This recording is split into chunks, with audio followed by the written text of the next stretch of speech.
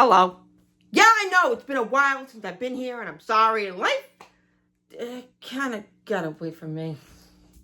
But this is not an update video. This is a bookworm book video. But it's going to be a little bit different than normal. Let me explain. Let me tell you what happened. I've been reading a lot. So much so that I have been on a fucking bender for the last 5 months. And it started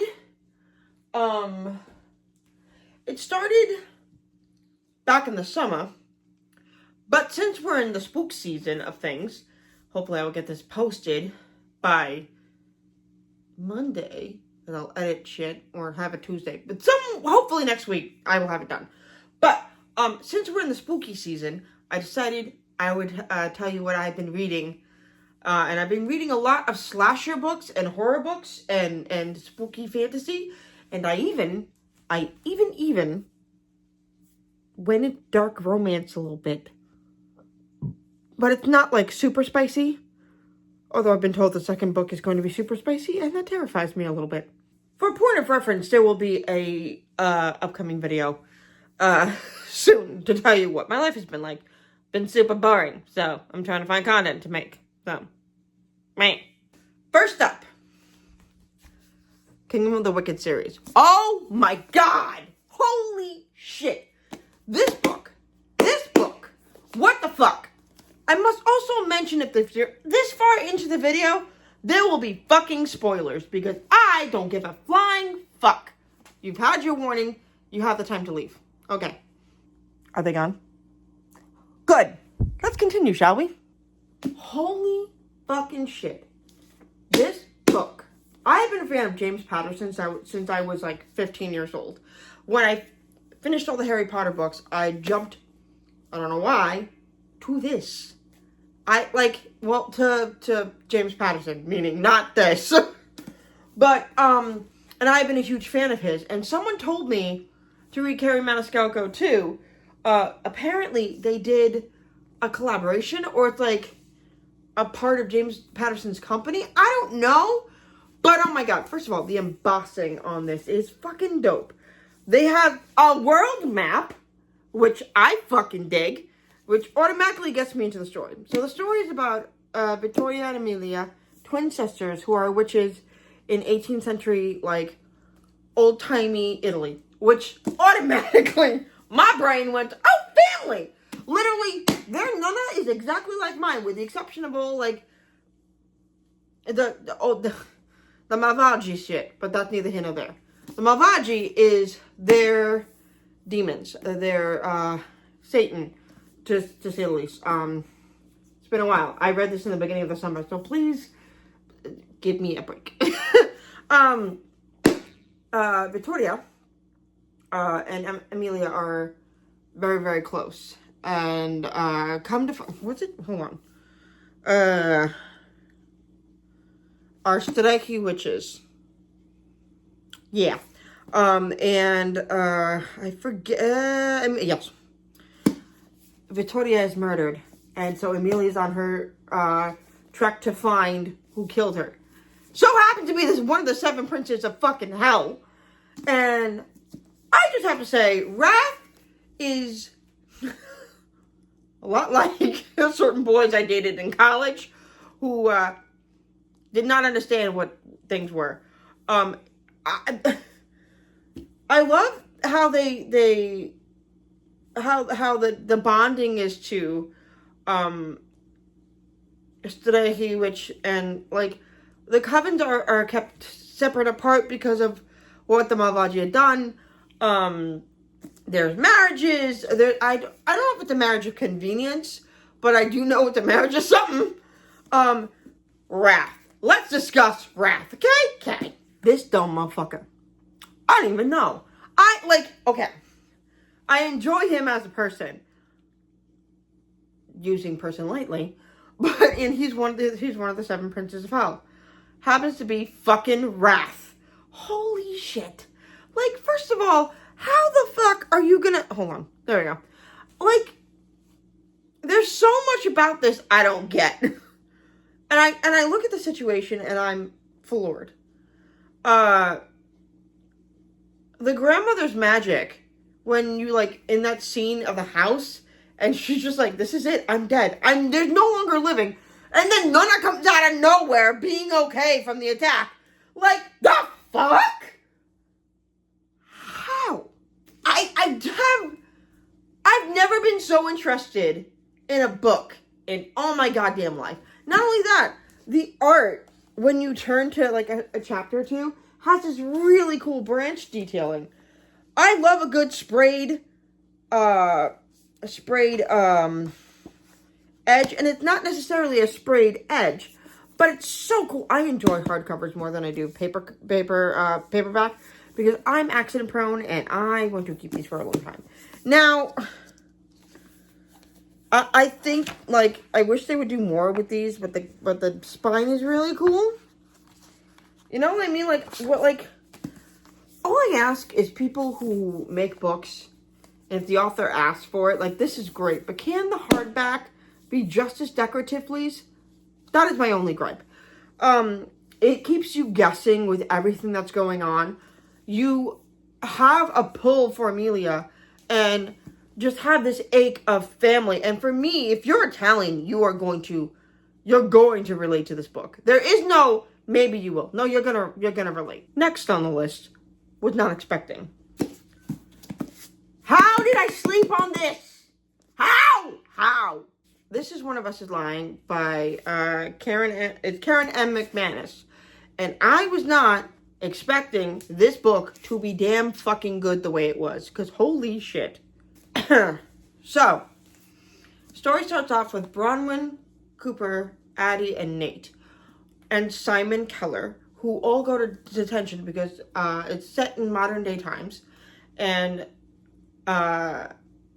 they all had several different extra cell phones that went off at the same time in their high school. And they all were sent to detention. And Simon Keller has an app called About that tends to post all gossip. That tends to be true because Simon is everywhere. And he's one of those loner kids that really don't have a lot of friends, with the exception of Janae, who's honestly really cool, in my opinion. So they all go to detention, the 5 of them. Only 4 of them come out because Simon is dead. Dead as a doornail. Not moving. He's a corpse. These books are making me dark as a person. Simon has a peanut allergy, and somehow along the lines, he was taking a cup of water in his detention, and it was peanut oil. And throughout the book, you kind of figure out if these kids actually planned together or planned separately to kill Simon. And you honestly have no idea what the fuck is going on. I fucking hated this kid, and I identified with him at the same time. Because I understand what it's like to feel like you're nothing among other people and just want attention from people. Because you just want to be fucking liked. And I totally get that, but he went around it the wrong way.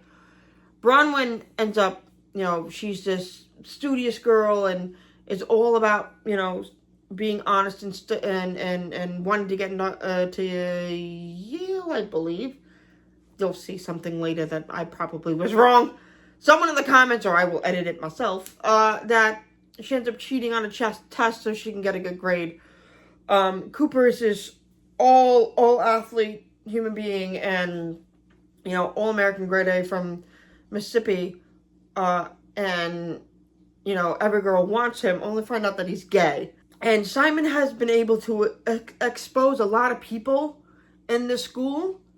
And these 4 kids have secrets that need to be kept. Come to find out that they didn't do it. All I need you to do is understand that Janae is a good person. I know I said I was going to give spoilers, but I don't know if I should. But I need one. Oh, I think the next book is One of Us is Next, and I'm gonna need it because I like my 2 favorite. I think my 2 favorite characters are Bronwyn and Nate. Honestly, they are the cutest. I ship them so hard, and I hope they stay together for a very long time. Next book. Okay. I don't know where my other book that I want to talk about is. Oh, I lent it to I went to Selena. That's why. But one of my newest favorite authors right now is Kaylin Barron, who is a Black author, and she's amazing. I own 3 of her books. One is on Kindle. The other is with my best friend Selena right now. And the third book is in my hands. This is called You're Not Supposed to Die Tonight.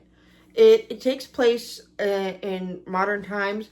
Charity is originally from Brooklyn and goes upstate every summer to work at Camp Mirror Lake to do a simulation slasher Final Girl game, where she helps campers escape a slasher all night. It's supposed to be a simulation game. Well, someone should have told her that it wasn't a simulation this one summer. It is queer-led. She's a queer female lead. I love that they were, I love that a lot of Kaylin's books are LGBTQ friendly. And okay. Kingdom of the Wicked gets a 10 out of 10. 5 out of 5.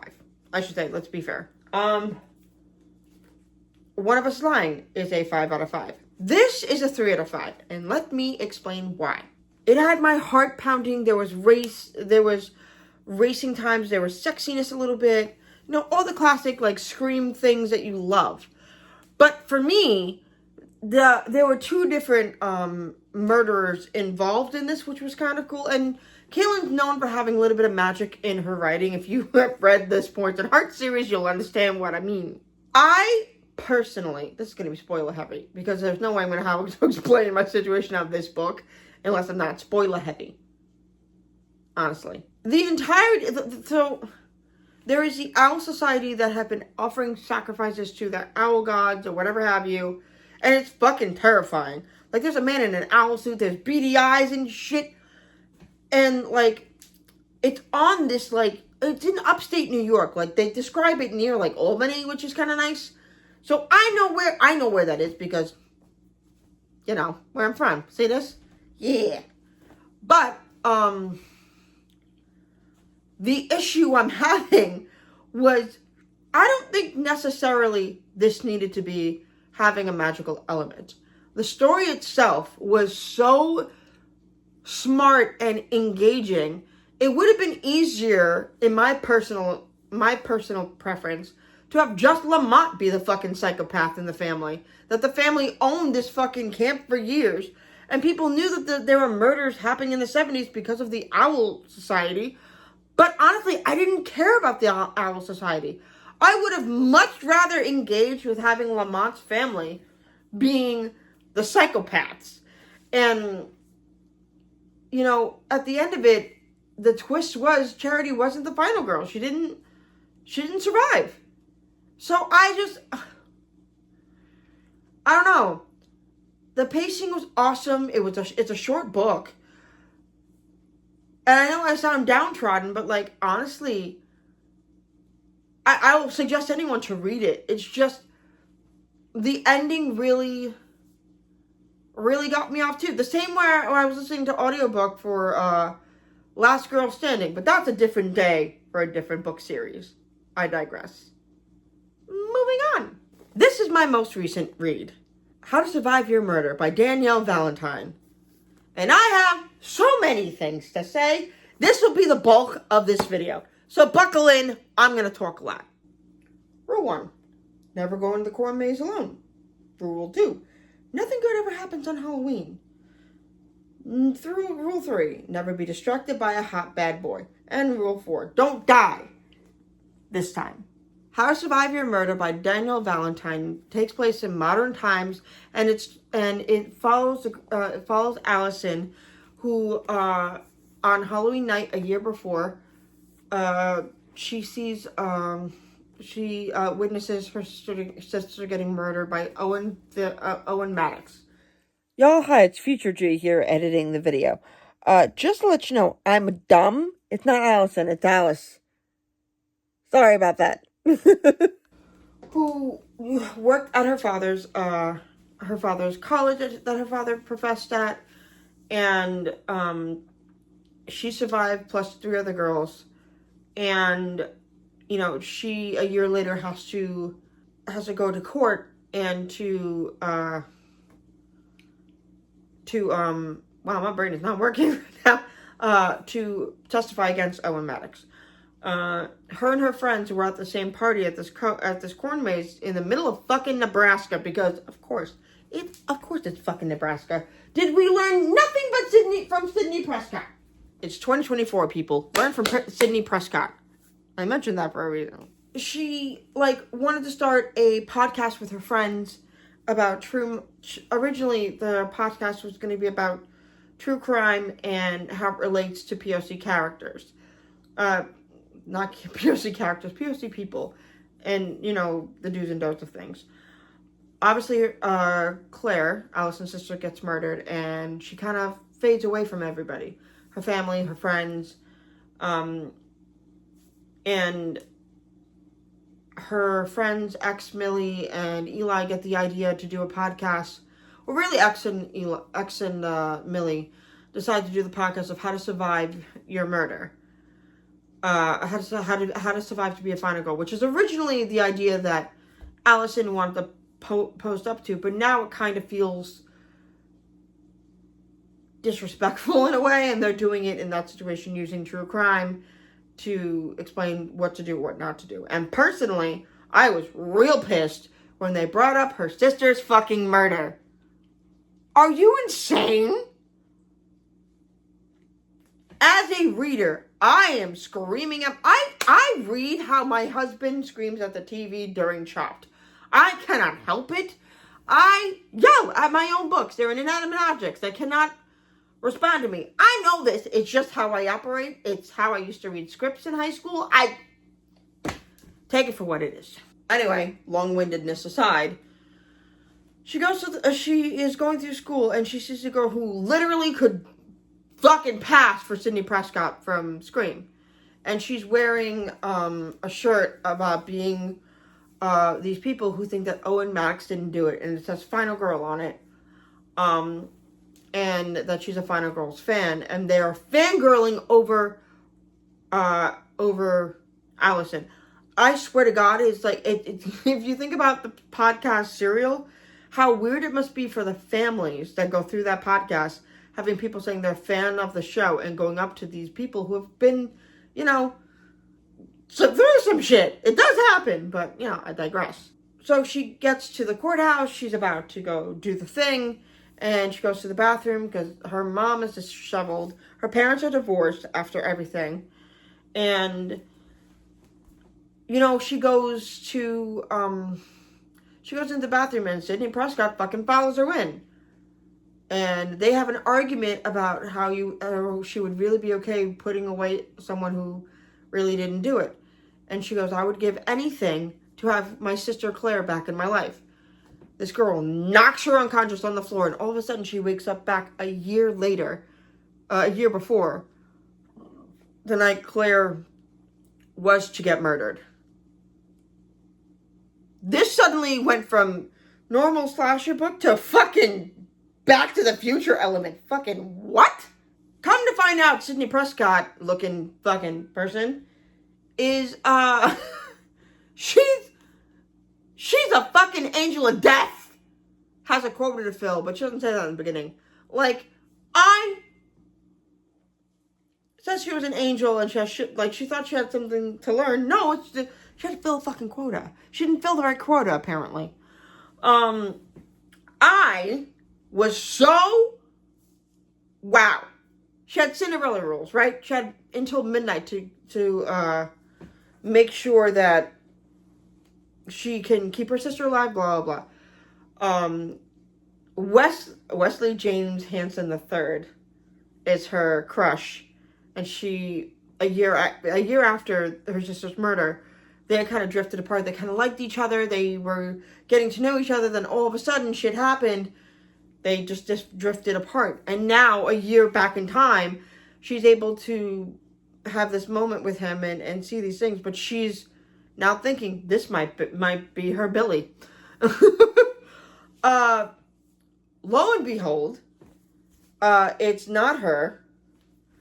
And the jumps and the turns in this book are fucking wild. Wild as hell. Why didn't I use my mic on this?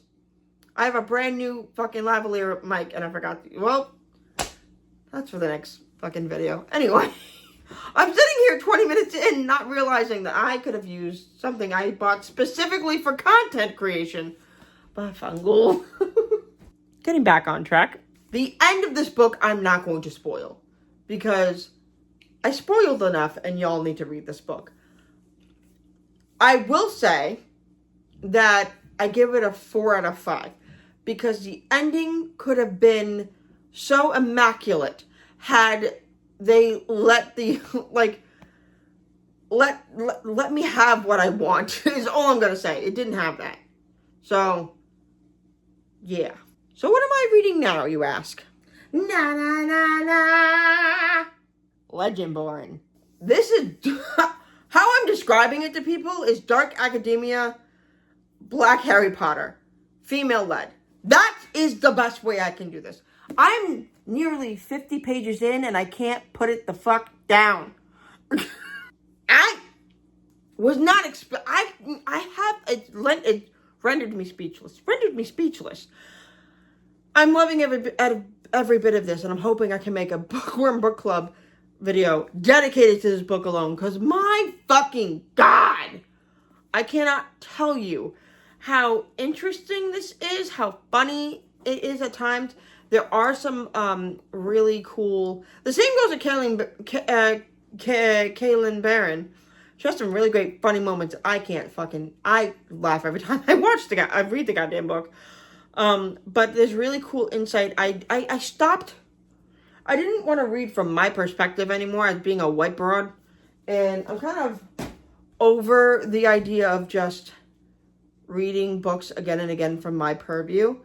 Because I think it's important to highlight other people that are not my color. And there are other people that are talented that are amazing.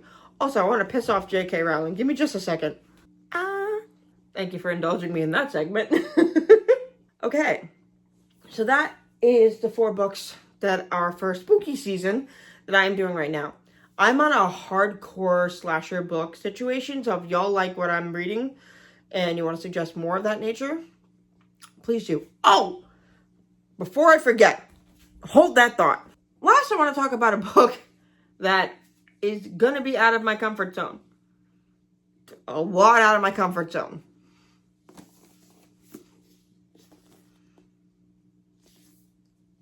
Give Me a Sign by Anna Sorrentino.